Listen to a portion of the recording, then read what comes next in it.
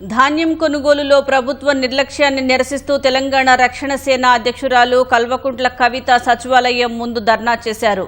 వరి ధాన్యం రోడ్డుపై పోసి నిరసన చేపట్టిన కవిత అన్నదాతలను అరిగోసులు పెడుతోందని అన్నారు.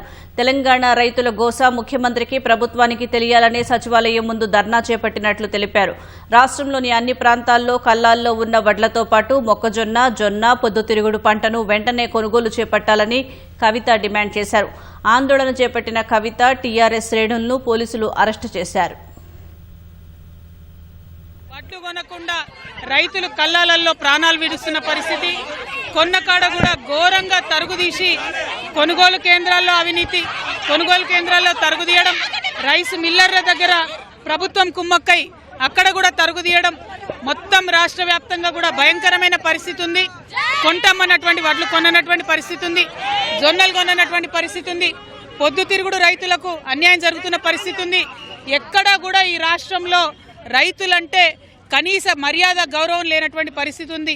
ఈ రాష్ట్ర ముఖ్యమంత్రి గారు గత 2.5 సంవత్సరాల్లో ఒక్కసారి కూడా వ్యవసాయ శాఖను కనీసం రివ్యూ కూడా చేయనటువంటి పరిస్థితి ఉంది.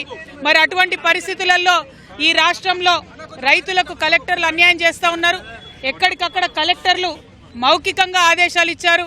అదేమంటే గ్రేడ్ ఏ రైతులు వడ్లు గ్రేడ్ ఏ అయినా సరే గ్రేడ్ లెస్గా రిజిస్టర్ చేస్తున్నారు.